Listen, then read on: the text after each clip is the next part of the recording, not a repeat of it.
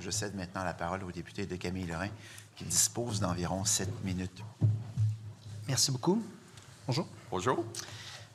Surprise, je vais vous parler de la décote du Québec. D'accord. Par Standard & Poor's, entrait en lien avec les choix, ce qu'on nous présente comme des choix du gouvernement, qui nous mènent à un déficit qui, je sais qu'on peut faire des ratios avec la taille de l'économie dans d'autres législatures, là, mais en total, c'est le plus gros déficit qu'on n'aura jamais vu. J'ai cru comprendre, avec certaines de mes interventions, qu'en amont, cette firme-là de notation n'avait pas été rencontrée à des fins de voir si cette décote-là s'en venait ou pas. Vous me corrigerez si j'ai mal compris, mais on sait que par le passé, Lucien Bouchard, Nicolas Marceau, plusieurs ministres ou premiers ministres, dans des situations où le gouvernement faisait des choix qui mettaient à risque notre code de crédit, avaient pris soin de rencontrer en amont pour justement éviter que notre crédit nous coûte plus cher. Donc, pouvez-vous nous dire à quelle date sont prévues les rencontres avec les autres agences de crédit dans le but que ça ne nous arrive pas avec les autres agences? OK. Alors, quelques précisions. Alors, à chaque budget, on rencontre l'ensemble des agences. Alors, normalement, un budget, c'est en mars. On rencontre les agences à fin mai, publie leurs décisions en juin. Dans le cas, ça, c'est le processus normal, et puis on les rencontre formellement au mois de mai. Dans le cas d'S&P, dans le cadre de la guerre tarifaire, ils ont publié une note générale sur l'économie canadienne très négative, disant le Canada est dépendant du marché américain et l'Ontario et le Québec seraient particulièrement touchés parce que c'est la base manufacturière du Canada. Ensuite, suite à la publication du cycle budgétaire, il y a approximativement 9 provinces qui ont publié leur budget. L'Ontario est en élection, c'est pas fait encore. Le Canada, c'est pas fait encore. S&P a été très rapide à prendre des actions. Alors, la différence cette année, c'est que tout de suite, après la publication de différents budgets provinciaux, la Colombie-Britannique a été décotée perspectives négatives. L'île du Prince-Édouard, Nouveau-Brunswick ont perdu des perspectives positives. Nouvelle-Écosse, perspectives négatives. On a eu, nous, tout de suite, après notre budget, une demande de rencontre. La rencontre a eu lieu. On a fait valoir, on a expliqué nos choix. Le point d'inflexion, c'est évidemment notre choix de pousser les infrastructures par 11 milliards de dollars dans les 3 premières années parce qu'il n'y a pas de dépenses en capital privé qui se fait présentement. On pousse les infrastructures publiques. Très bien. Est-ce que vous pouvez nous dire à quelle date vous avez prévu des rencontres avec les autres agences sur ce sujet-là? Je ne vous donnerai pas la date précise, mais je vous confirme que les autres agences sont sur le cycle régulier, qu'il y aura des rencontres à la fin mai et des décisions en juin. Et est-ce que votre ambition est de redonner au Québec la cote de crédit qu'on avait avant ce budget-là? Bon. C'est-à-dire que lorsqu'une agence bouge, ça prend un certain temps. Okay?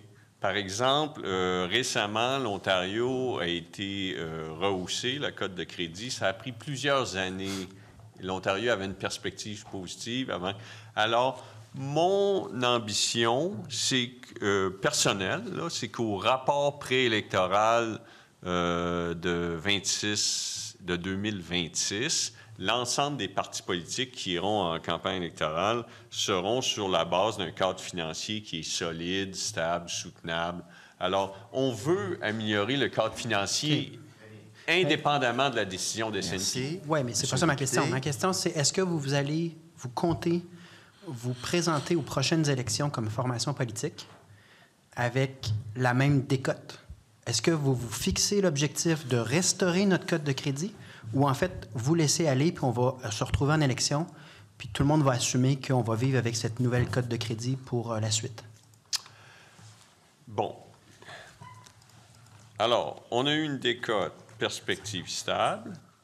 Dans le meilleur des cas, nous pourrions avoir, après le budget 26-27, une perspective positive.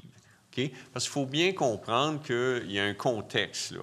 Il y a une guerre tarifaire, il y avait une élection fédérale, il y aura un budget fédéral. Alors, à la mise à jour pour budget, le contexte va être différent. Là, il y a un nuage, il y a une menace de récession liée à la guerre tarifaire. Alors, dans le meilleur des cas, on pourra avoir une perspective positive au budget 26-27, puis après l'élection, dépendamment de ce qui a été proposé en campagne électorale, du premier budget du nouveau gouvernement, il pourra avoir une hausse. Donc, est-ce que j'entends que vous vous fixez l'objectif pour le prochain exercice dans un an d'avoir un rehaussement de la cote? Parce que ça amène la question, comment on va s'y prendre? Je vous dirais, indépendamment des S&P, notre objectif est d'améliorer les finances publiques du Québec. Oui, mais moi, je vous demande pour la cote. Parce qu'on a quand même un plan de retour à l'équilibre budgétaire sur 5 ans qui est déjà là. Et puis S&P aurait aimé que ce soit sur 3 ans. Mais on a déjà un plan sur 5 ans. Oui. Okay? Alors ça, c'est l'objectif. Mais il y a une condition qui est extrêmement importante. Parce que là, devant nous, il y a quand même une probabilité de récession de l'ordre de 50 à 60 %. Alors, si nous sommes en récession, par exemple, au 3e trimestre de 2025, ça va être extrêmement difficile d'améliorer le cadre financier en même temps qu'on doit soutenir les entreprises et les individus. Mais à nouveau, ma question, est-ce que vous vous fixez l'objectif de rehausser notre cote de crédit pour le prochain exercice dans un an, oui ou non? Et si c'est oui, quelles sont les actions concrètes? Parce qu'en effet, eux, ils veulent un plan sur 3 ans, puis vous maintenez un plan sur 5 ans. Oui. Je veux juste une réponse à savoir, est-ce qu'on se fixe cet objectif-là ou est-ce qu'on laisse aller? On se fixe l'objectif d'améliorer les finances publiques, Monsieur le Président, qui n'est pas lié directement à la décision de S&P. S'il vous plaît. 20 secondes. Donc, j'entends que vous ne vous fixez pas publiquement. Vous ne voulez pas nous dire que votre objectif, c'est de ramener une cote de crédit comme on l'avait avant, suite à votre budget. Parce que vous ne me le dites pas, là, donc je suis obligé de déduire que ce n'est pas ça votre objectif. Mon objectif, nous, c'est l'intérêt supérieur du Québec. On a une responsabilité envers l'ensemble des citoyens québécois, les employés, les parties prenantes, la qualité des services, les agences de notation. Eux, c'est la qualité du crédit. Merci, M. le ministre. Donc, les investisseurs. Alors, sur ce, notre période d'échange est révolue.